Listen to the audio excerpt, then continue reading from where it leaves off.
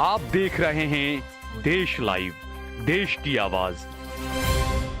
आदाब, नमस्कार, सत श्री अकाल। देश लाइव में आपका स्वागत है। मैं हूं सहल कुरैशी।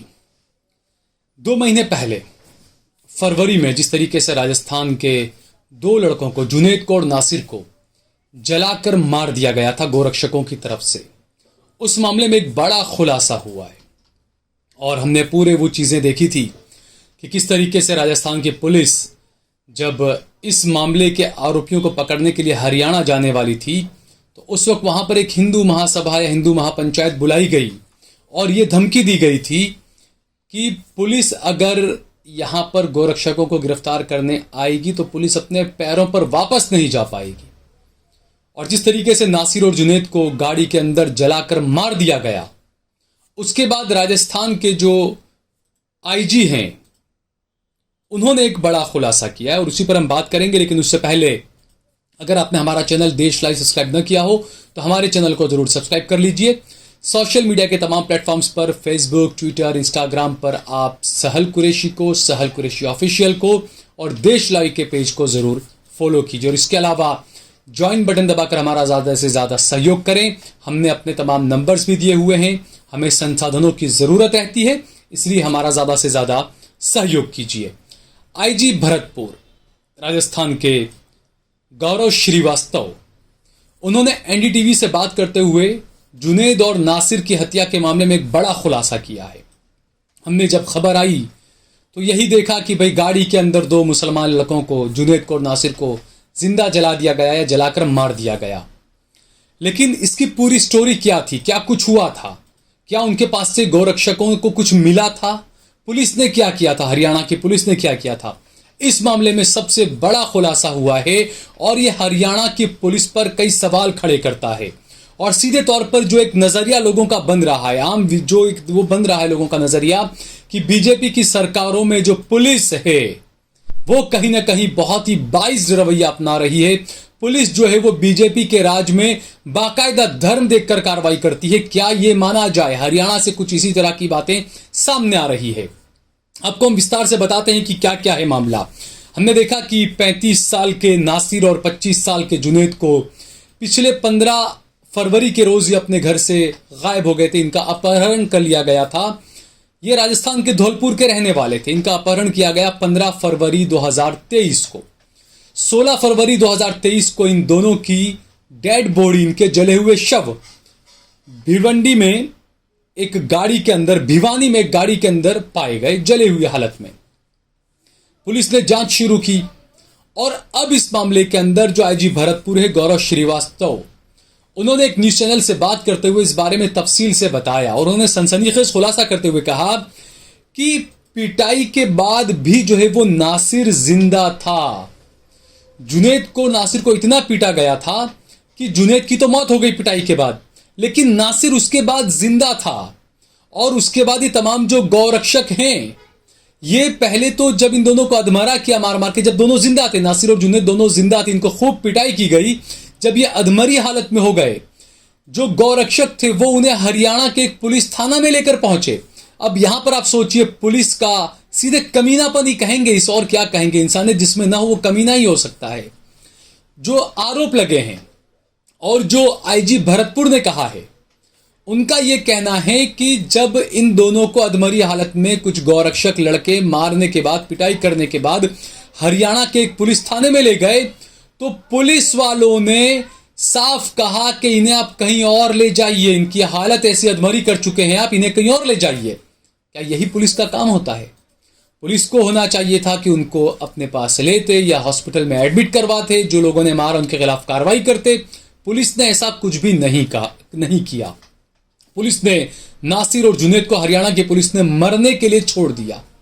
और यह भी बातें आ रही है कि जब इनकी पिटाई की गई, जो गोरक्षक थे इस मामले के अंदर, वो उनमें से ज्यादातर गोरक्षक पुलिस के राब्ते में थे, पुलिस के कांटेक्ट में थे, पुलिस से उनकी बातचीत हो रही थी, हरियाणा की पुलिस से। और यह बताया जा रहा है कि जब इनको गौरक्षा के शक में इनको मारा गया कि ये गोरक्षा की या कुछ करते हैं, माफ कीजिएगा, गो तस्करी करते हैं या कुछ करते हैं, गोमांस ले आते हैं, इसके शक में उन्हें मारा गया। लेकिन जब इनकी पिटाई की गई, जब इनकी गाड़ी की तलाशी ली गई, जब तमाम चीजें देखी गई, तो ऐसी कोई चीज हाथ नहीं लगी जहां पर गौ हत्या या गोवंश का इधर उधर ले जाने का कुछ सबूत अगर हाथ में आया हो। ऐसा कुछ भी नहीं था, इनके पास से कुछ नहीं मिला, न गोरक्षकों को मिला न पुलिस को मिला। और इसी वजह से पुलिस भी डर गई। पुलिस ने गोरक्षकों से कहा कि आप इन्हें ले जाइए, यहां से हमारे पास मत लाइए। यानी सीधे तौर पर क्या ये माना जाए कि पुलिस ने यही कह दिया कि आप इन दोनों को ठिकाने लगा दीजिए। क्योंकि जब कोई अधमरी हालत में पुलिस स्टेशन पहुंचता है तो पुलिस की कुछ जिम्मेदारियां होती है। पुलिस चाहती तो उनको अस्पताल में एडमिट करवा देती है, बहुत सारी चीजें थी, इंसानियत भी कोई चीज होती है। लेकिन यहां पर पुलिस ने गोरक्षकों का साथ दिया और पुलिस ने गोरक्षकों को कहा कि इन्हें कहीं और ले जाइए। उस वक्त नासिर और जुनैद दोनों जिंदा थे। उसके बाद इनकी और पिटाई की गई और पिटाई करने के बाद जुनैद की मौत हो गई। नासिर जिंदा बचा हुआ था। उसके बाद में ये गौरक्षक इन दोनों को लेकर, नासिर जिंदा था और जुनैद की मौत हो चुकी थी, तो जुनैद की डेड बॉडी और जिंदा नासिर को लेकर ये लोग यहां से पहुंचे भिवानी। और भिवानी के अंदर नासिर का गला दबाकर उसकी हत्या की गई। यानी पहले बहुत बुरी तरीके से पीटा उसको, और वो बच जाता तो तमाम चीजें बोल देता पुलिस के सामने आकर कि क्या क्या हुआ और किसने किसने किया। इस वजह से, डर की वजह से नासिर का गला रेत कर, गला घोट कर उसकी हत्या कर दी गई। और उसके बाद जुनैद और नासिर दोनों की डेड बॉडी को गाड़ी के अंदर, बोलेरो या जो गाड़ी थी उस गाड़ी के अंदर रखकर पेट्रोल छिड़क कर जला दिया गया, ताकि कोई सबूत किसी के हाथ में ना आए। आप सोचिए कितना ज्यादा क्राइम इनका कितना ऊपर तक पहुंचा हुआ है। मार कौन रहा है जगह जगह, मार कौन खा रहा है और बदनाम कौन हो रहा है। मार भी मुसलमान खाए, एनकाउंटर भी मुसलमान का हो, घर भी मुसलमान का तोड़ा जाए, बदनाम भी मुसलमान हो, पुलिस केस भी मुसलमानों पर किया जाए और आतंकवादी भी मुसलमान ही कहलाए। ये इस देश का चलन बन चुका है। देश का नहीं, माफ कीजिएगा, देश तो बहुत अच्छा है, देश का नहीं, देश की जो सत्ताधारी पार्टियां हैं, देश के जो संगठन हैं, जो कट्टरवादी संगठन हैं, उनका यही एक ढर्रे पर उनकी गाड़ी चल रही है। तो यहां पर ये चीजें हुई और ये जो बातें बताई, उसके बाद ये हुआ कि पुलिस, राजस्थान की पुलिस हरियाणा पहुंची थी, हमने देखा था ये चीजों को।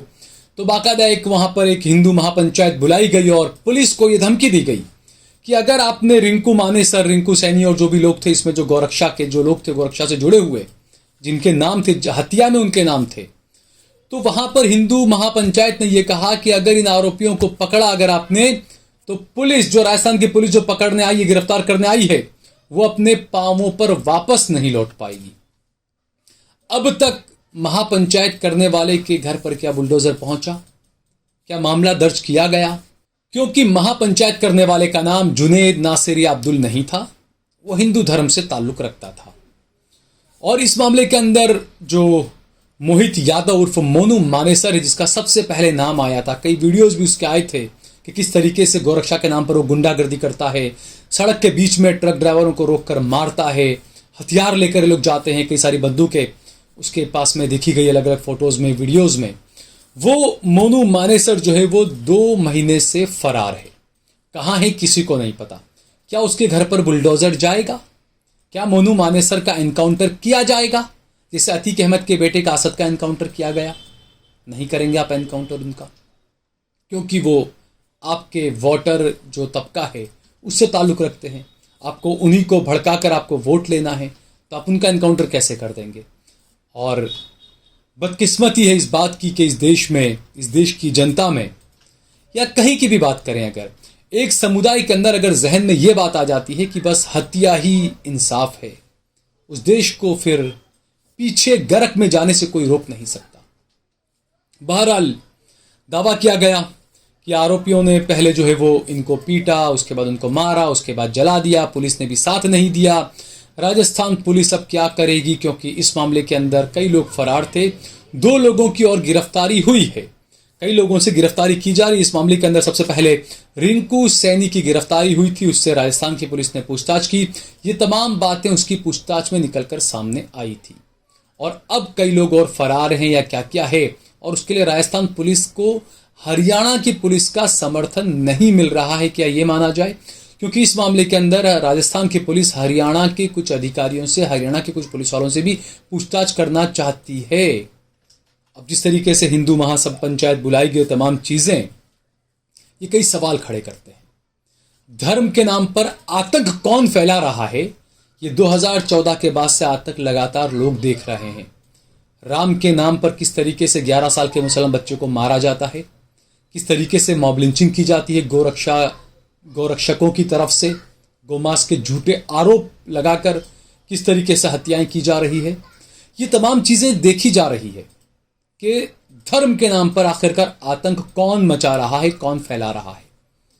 जुलूसों के अंदर, रैलियों के अंदर, धर्म के नाम पर निकलने वाली यात्राओं के अंदर कौन बंदूकें लहरा रहा है, कौन पथराव कर रहा है, कौन एक धर्म को उकसाने के लिए या एक धर्म को नीचे दिखाने के लिए नारे लगा रहा है, गाने बजा रहा है, कौन आतंक मचा रहा है, ये 2014 के बाद से अब तक सिर्फ देश ही नहीं, पूरी दुनिया देख रही है।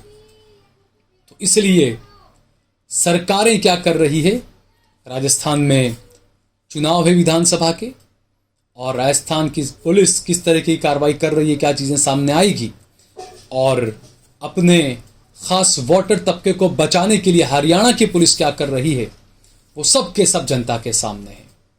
इन सब चीजों को, इन सब बातों को सोच समझकर हमें सोचना चाहिए कि रास्ता आखिर हमें खुद आगे निकालना है, हमारे देश को आगे बढ़ाने का, हिंदू मुस्लिम भाईचारे को बरकरार रखने का रास्ता हमें खुद निकालना पड़ेगा। ये पॉलिटिशियंस, ये नेता वगैरह कोई आपके काम में नहीं आएंगे। और जो धार्मिक संगठन हैं तमाम, उनका तो भाई कहना ही क्या, उनके कामकाज, उनकी चीजें वो भी दुनिया देख रही है। अगर आपको ये वीडियो पसंद आया हो तो इस पर कमेंट करिए, इसे लाइक करिए, इसे ज़्यादा से ज़्यादा शेयर करिए। अगर आपने हमारा चैनल देश लाइव सब्सक्राइब न किया हो तो हमारे चैनल को जरूर सब्सक्राइब करिए। सोशल मीडिया के तमाम प्लेटफॉर्म्स पर आप देश लाइव को, सहल कुरैशी को और सहल कुरैशी ऑफिशियल के पेज को जरूर फॉलो करिए।